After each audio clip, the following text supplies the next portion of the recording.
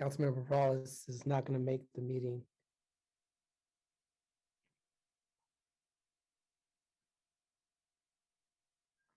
No, you got one.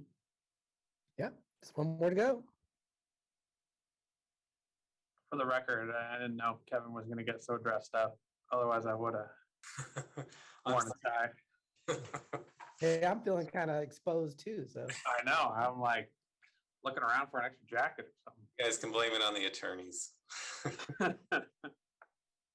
Trust me, I always do.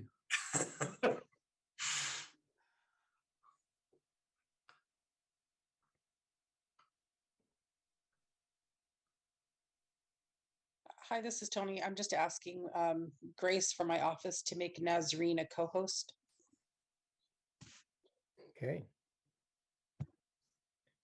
And she's now co-host, and Councilmember Davis has joined us. So we're going to go ahead and get started. Welcome everyone to the joint meeting for the Rules and Open Government Committee and Committee of the Whole. Tony, can you take roll call, please? Arenas? Cohen? Here. Davis? Here. Prowles? Jones? Present. Thank you. Okay, so we are going to start out with the agenda for Tuesday, March 29th. And we're going to start on pages 4 and 5.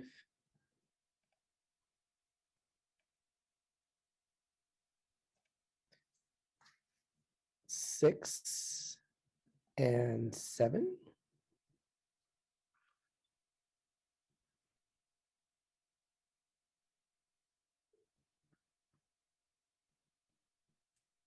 Eight and 9.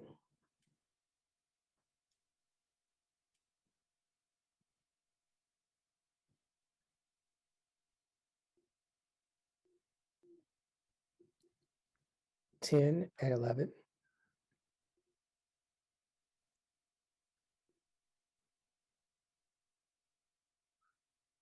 12 and 13.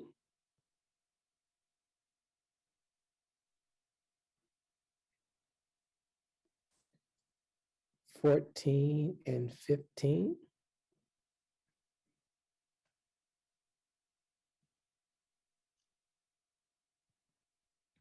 16.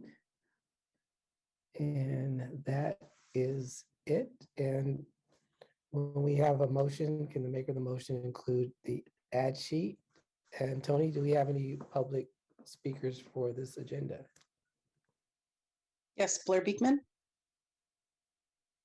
Hi, Blair Beekman here. I'm speaking on a BART train. Hopefully you could hear my voice okay.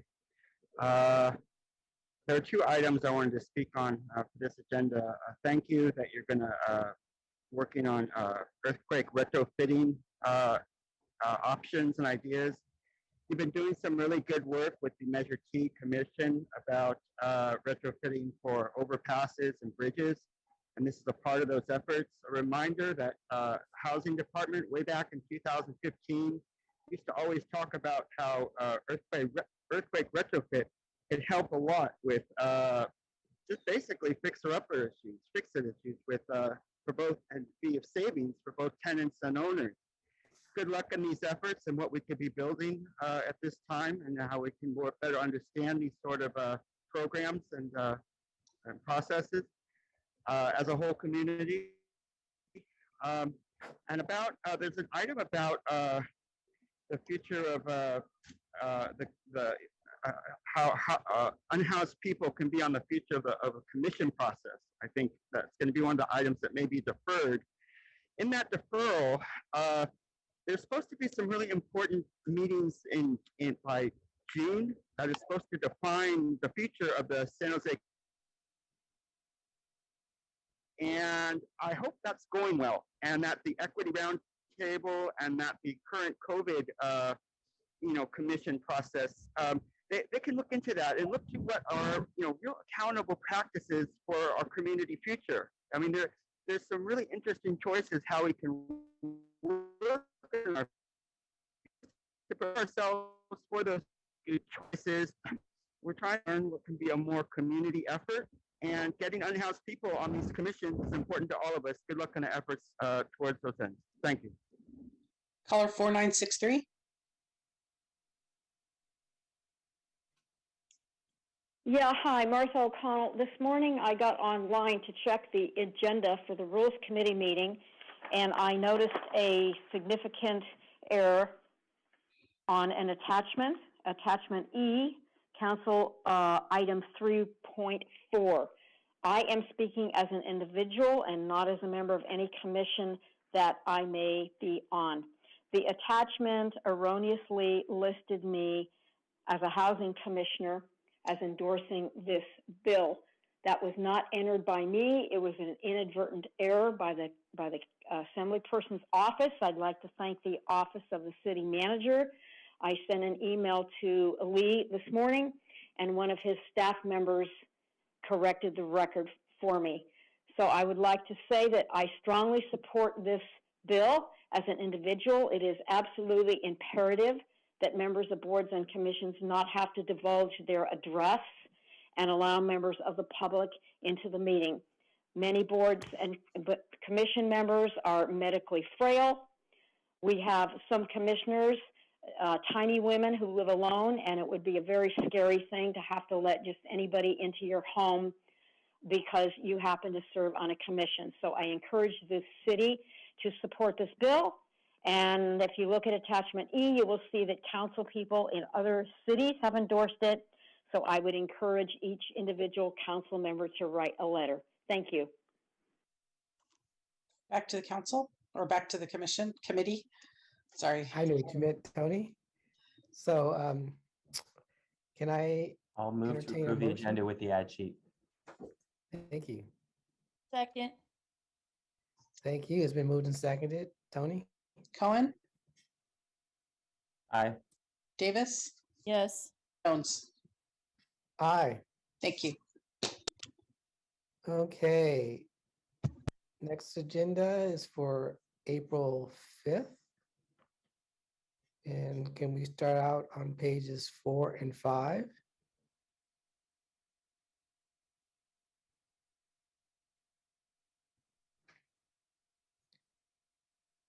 And 6 and 7.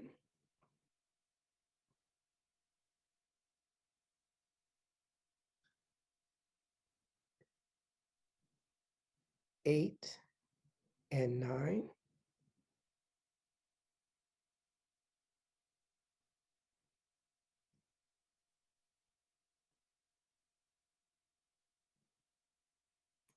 And 10 and 11.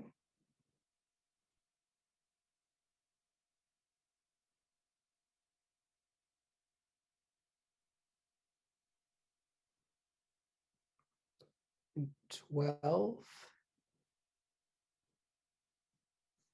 And that is it. Tony, do we have any public speakers? Yeah, Blair Beekman.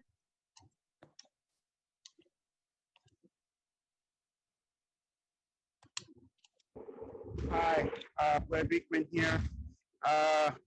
For this agenda items, a quick offering on the ideas of the mask issue that you'll be addressing.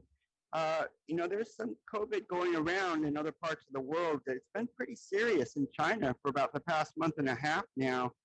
Hopefully it's just starting to wane a bit, but I think we have to be pretty wary that if you offer to end mask use in this country, we should still be on our guard. And we have to really be considering things, and I hope you can consider that well. The few other items is emergency preparedness issues and also energy issues, clean energy issues, new contract renewals, I think, of some sort. It's my hope that that with renewable energy issues and emergency processes, that we can really there's a lot of things we have to prepare for in the next year, and I've been a bit surprised by the decisions that Putin has made. And so, in all my worriedness of natural disaster preparedness, we have an energy future in the next year that surprisingly we're going to have to really be preparing for. And I think the mayor is aware of this, and you can see this in next week's agenda, that we're trying to address a sustainable energy future. And I think those are the concepts of hope and peace that we've been working on a lot in the Bay Area, and that we can continue at this time. That's going to set a really important course. And good luck how we can work on this. Thank you. Jill Borders.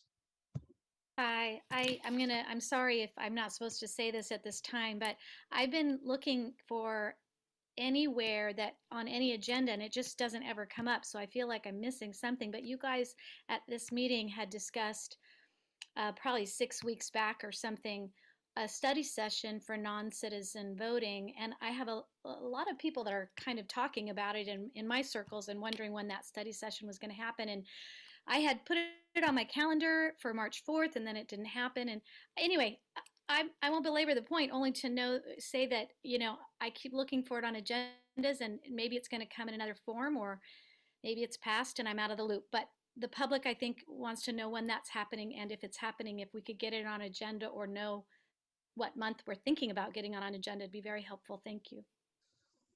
Thank you, Jill. And when that study session gets scheduled, we will definitely make sure that the community knows all about it. Vice Mayor, just really quickly, Lee Wilcox, Assistant City Manager. 3 weeks ago, we actually set 2 study sessions, one for the general charter changes from the commission that were non-public safety related, which is going to be April 11th. The extending municipal voting to all city residents was also scheduled for Friday, April 29th at 9 a.m. So April 29th, 9 a.m. And an agenda will follow at Rules Committee for approval. Thank you, Lee.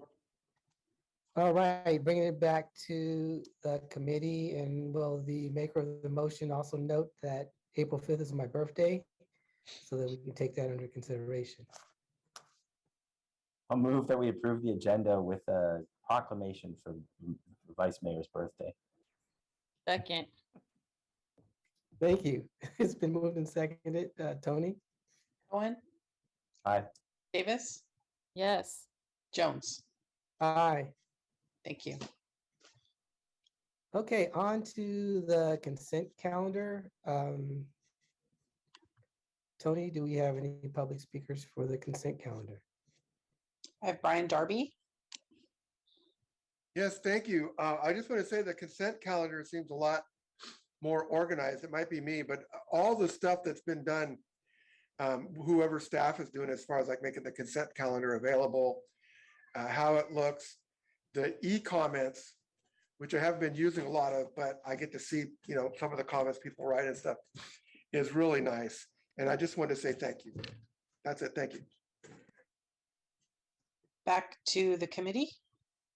Thank you. Can I get a motion and a second, please? Move approval. Second. All right, it's been moved and seconded. Tony? Cohen. Aye. Davis. Yes. Jones. Aye. Okay, next item is open forum. Tony, do we have any public speakers? I have Blair Beekman. Hi, Blair Beekman here. It's the end of the meeting, quick meeting today. Thank you. I just wanted to quickly offer that the connections between I've seen a lot of reports around renewable energy that was stating that we had to worry about the future of fossil fuel use in 2023, and that raised my concerns if that we're preparing for a natural disaster. Maybe it's because we're preparing for what's going on with Putin right now, and we're going to have a much reliance on U.S. natural, fossil fuels, frack gas, and nuclear. A whole bunch of new programs that are really questionable are going to try to push their way back into our lives again. We've got a good course with renewables in Bay Area and state of California. Let's hope we can continue those good practices. I hope that we can continue next week to bring up ideas of rent forgiveness and the eviction moratorium ideas. And there's still time to work out plans and systems, and to make that an open public community process next week, I think would be helpful and awesome. And we can do these things. We don't have to say no. We can find ways, and good luck in those efforts. And to conclude, I just wanted to say a hi to Paul at this time. And for all of us, I hope we can learn how to work out and work on, the issues of, if Paul has been banned from the, or he's planning to be banned from the council chambers for a while, can we learn to talk about that and have a conversation? What exactly can facilitate allowing Paul back into the process? Paul has been a little strong sometimes, but I think he has a good heart, and I don't think we should hold that against him in the end. It's a matter of working that out between us. If we all work on those steps and really take a healing path, I think something really interesting can develop, and it's important we can all learn how that healing path can be. Thanks a lot for your time. Brian Darby. Yes, I just, well, sort of personal, but it is open forum. I'm going to be moving back to Santa Clara. It doesn't mean I'm not going to start not being active in San Jose, because I care a lot about San Jose, but I'm moving back to Santa Clara. And it brought up moving is really challenging. And the stress, I've had to move, well, 60 times in my life. No, 40 times, that's different. But from different places and stuff like that. And anyways, I just wanted to let you know that I do appreciate what everybody's done, especially for what happened at the Winchester Ranch. So it has been a challenge for us. And as you know, I stayed there for a long time. And I shouldn't say I moved, but I've helped people move 40 times. And anyways, what I'm trying to say is it's very stressful for people. And that's something I think we should realize. I mean, I've downsized to the point where I can almost move everything I own in my little car. But a lot of people haven't, people with families. As much as we can keep people in the homes they're in, it creates stable environment for kids, for parents to get a job, and for the community. And I really think, because you see people moving all over the place just to try to save a couple bucks on rent here and there. And I think we really need to work very hard on rent stabilization. Thank you. Martha? Yeah, hi, Martha O'Connell. I'd like to quickly address the best kept secret in the city of San Jose, and that is a framework for existing building electrification. None of my neighbors know this is happening. I just happened to get into the loop because Councilperson Dev Davis sent someone an email, and they sent it back to me. And that's how I got into the loop. The outreach of this program has been abysmal. I'm the one who contacted 2 of the apartment landlord organizations and had them come to the webinar on Monday, and one of them even said, "Why didn't you outreach to me? I had to get this information from Martha O'Connell. You didn't outreach to me." They didn't outreach, and they, as Environmental Services, to the California Association of Apartment Owners. They didn't outreach to the 2 representatives of the mobile home community on the Housing Commission. The diversity of the outreach, it goes from A to B. It's the usual nonprofits that are going to agree with what Environmental Services is proposing. And I can tell you from having been in 2 of the seminars, they are not listening. They're not listening to the apartment landlords who explain that this is they're going to go bankrupt. The mom and pops are going to go bankrupt. They're certainly not listening to me when I tell them, if this is mandatory for mobile home parks, the owners will close. They will sell the land and they will redevelop. So this plan needs to have a really hard look, and somebody needs to start outreaching to all the people that Environmental Services has kept out of the loop because they don't want to listen to our opinions. And a shout out to Councilperson Davis for her email. Thank you. Jill Borders. Thank you. I wasn't going to speak, but I heard Martha, I heard Brian, and of course Blair. I was inspired today. So I want to speak specifically to a couple things. Brian, I hope you're listening. I know we're not supposed to address each other, so I'll try to make this generalized. I am wholeheartedly in agreement that having to move is one of the most stressful events of one's life. Having to move under duress is even more stressful. Having to move when someone tells you and forces you out is probably up there with the top two stressors that I've experienced in my life and caused me to become very sick for several years. And I just want to say to Brian, to all those that have to move in these circumstances and are shifted around and we're sort of treated like, kind of like it's no big deal. Pick up your stuff, go. It's so incredibly stressful that it can cause one to become sick. And when you multiply that by how many people in a household, you multiply that by children going to and from and trying to manage the move. Some cases they do it better than adults, but we are becoming a sick society. I mean, we really are. We have mental health issues galore due to pandemic and inequality and all of these problems. But when you mount on top of that someone else, usually a landlord or whoever owns the land, is in control of your life, it is so incredibly painful and stressful. And Brian, I want you to know that you and every single person in the mobile home park in Winchester Ranch, I prayed for you nightly. Every night you were on the list of my prayers. And I will keep you in my prayers now too. Thank you so much. Back to the committee. Great. Thank you, Tony. This meeting is adjourned. Take care, everyone.